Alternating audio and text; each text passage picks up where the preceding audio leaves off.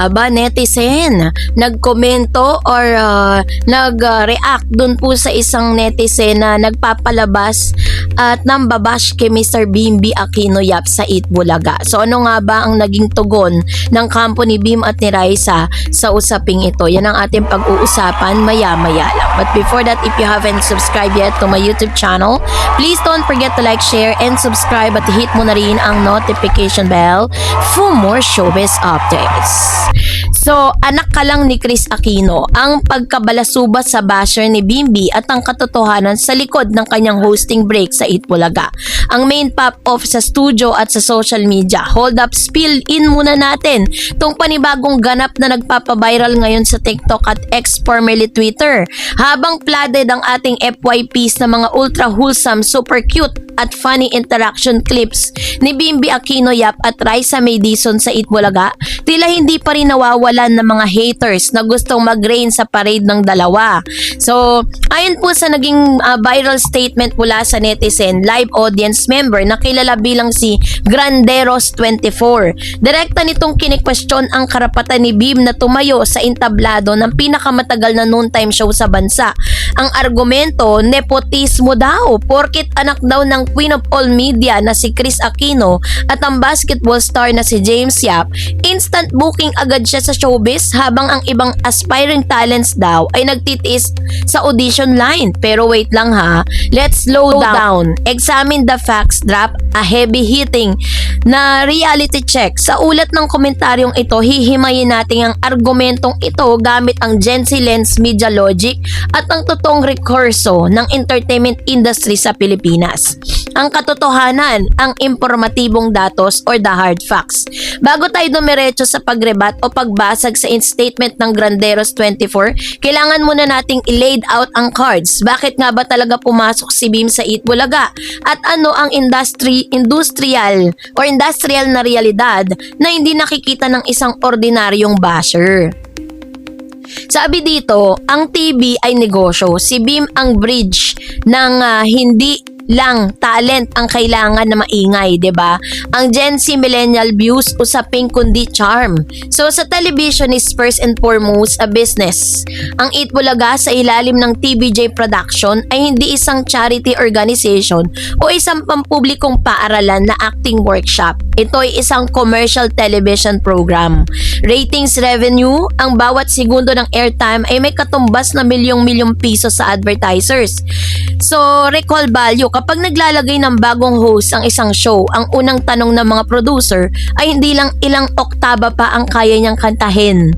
'Di ba? Kundi pag-uusapan ba siya ng tao, may pakialam ba ang publiko sa kanya? Yan ang ilan sa mga pwedeng tanungin, ano? Kapag sila po ay nagde-decide to add on another host. So, dahil po dito, the power of star and power and audience curiosity. Si Bimby ay hindi lang isang random nobody na basta na lamang siyang pinalabas sa TV, siya ay lumaki sa harap ng buong bansa. Mula sa kanyang pagkabata at ang kanyang bawat galaw, pananalita at ekspresyon ay nakakabit na sa kanyang pambansang kamalayan. Ang pagkuha sa kanya ng Eat Bulaga ay isang napakatalinong strategic program move upang maakit ang mas batang henerasyon or Gen Z at Alpha. Habang pinapanatili ang mga lumang tagahanga ni Chris Aquino or the star factor versus technical talent sa mundo ng Philippine hosting, iba ang kailangang kumpara sa sing-sing o dancing competition. So, kakayahang sumayaw, kumanta, mag-memorize sa mahabang script, that is technical talent eh. Pero yung star factor or charm or X factor na tinatawag, ang hindi na ipabibiling karisma kung saan ang isang tao ay tinititigan at papanoorin ng tao kahit nakaupo lang siya o nagsasalita ng casual. Si Bim ay mayroong napakalakas na X factor. So, alam ko po nakitang-kita nyo yan. Lalo na pag magkasama sila ni Raisa. Ang matinding rebat para kay Granderos24, the ultimate clapback. Ngayong malinaw na ang konteksto ng telebisyon, pumasok na tayo sa punto per punto or pagrebat sa paratang na anak ka lang ni Chris Aquino. Ito na. So, natural born star training, lumaki sa camera lens. Mas talent dyan. Hosting is not a talent show. Ang argumento ni Granderos 24 na maraming may talent dyan na hindi binibigyan ng pagkakataon na isang klasikong halimbawa ng false equivalence. 'Di ba? Maling paghahambing. So, hosting is about connection, not just a skill. Maaaring may isang taong napakagaling sumayaw ng hip-hop o napakataas ang boses sa pagkanta, pero kapag binitawan mo na siya ng mikropono para makipag-usap sa isang lola sa barangay para buhay ng isang patay na segment, kaya ba niya? That's the reality and the relatability. Sabi dyan, si Beam kasama si Raisa May Dizon ay nagiging epektibo dahil sa kanilang organic chemistry. Ang hosting sa isang noontime show ay nangangailangan ng pagiging marunong makipagkapwa-tao sa harap ng kamera. Si Beam ay hindi nagpumilit kumanta ng operatic, no? Para siyang Babarotti songs, 'di ba? Yung mga ganon, o sumayaw ng stunts. Ang kanyang talent, ang kanyang unfiltered authenticity at humor. Pero alam naman natin na talent din talaga ni Beam ang pagkanta, katulad ng kanyang ginawa ngayong araw, 'di ba? Kumanta po siya ng ipagpatawad mo, nakala mo original talaga siya ang kumanta. And the rebut number 3, nepotism narrative falls short when the audience accept you. Sa modernong showbiz culture, napakadaling maglabas ng nepo baby card para i-invalidate ang tagumpay ng isang tao. Ngunit meron pong malaking pagkakaiba yan, entry versus survival. Ang nepotismo o pagkakaroon ng sikat na magulang ay makakapagbukas ng pinto para makapasok ka sa TV, the entry. Pero hindi ka pwedeng ipaglaban ang pangalan ng nanay mo kapag live TV na at ayaw sa'yo ng tao. Tandaan nyo po yan. Kahit sabihin pa natin na si Bimbi ay anak ng isa sa pinakasikat na artista sa Pilipinas, kapag si Bimbi hindi niya ginawa ng tama yung kanyang trabaho, hindi siya pwedeng ipagtanggol ng kanyang nanay dahil nepo son siya or nepo baby siya. And then, the audience verdict. Kung talagang walang kwenta si Beam sa TV, guguho ang ratings, may inis ang netizen, mawawala ang viral views. Pero ang nangyayari araw-araw, ang clips nila ni Raisa May ay nagtatala ng milyong-milyong views sa TikTok. Ibig sabihin, gusto sila ng publiko. Ang hatol lang madla, ang nagpapanatili sa kanya roon, hindi lang ang pangalan ng kanyang ina, kung hindi yung kanya pong pagiging authentic, 'di ba? And yung meron din kasing nakikita the Gen Z commentaries on bashing and the crab mentality. Bakit nga ba may mga taong tulad ni Granderos 24 na galit sa tagumpay at pagpasok ni Beam sa Itbulaga?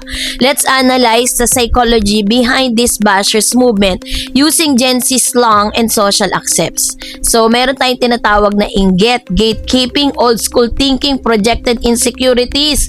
Yun yung mga tanong, bakit siya, hindi ako, kailangan magtiis, galing sa shortcut bago maging matagumpay. Iba kahit deserve naman yan. Yung gatekeeping kasi ay gate crashing culture. May mga tao na lumang henerasyon na naniniwala sa linyang kailangan mo munang maghirap ng 10 taon sa linya bago ka magkaroon ng karapatang maging masaya o maging sikat.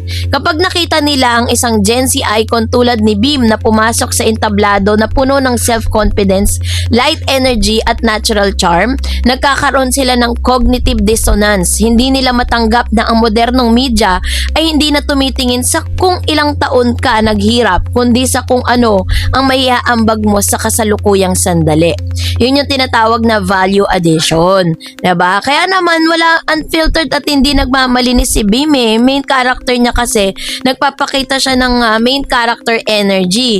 So wala siyang takot na magpakita ng kahinaan o maging awkward sa camera. Hindi nagpapanggap na nagmula siya sa hirap. Itinanggap niya kung sino siya habang nagpapakumbaba sa harap ng mga nakakatanda sa kanya tulad ni Tito Vic and Joey. Ang mga bashers na tulad ni Granderos ay nag-a-act bilang mga NPCs or non-playable characters na galit sa main character dahil dahil lamang sa hindi nila kayang hawakan ng kaparehong liwanag at atensyon.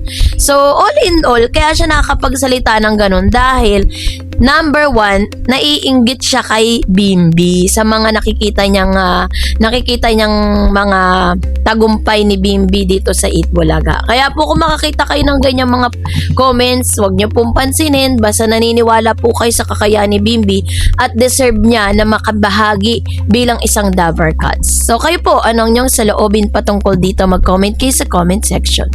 And that's it for today. For more videos and updates, please don't forget to like and subscribe, and please don't forget to follow my Facebook page, Dareds TV and Dareds channel. God bless everyone.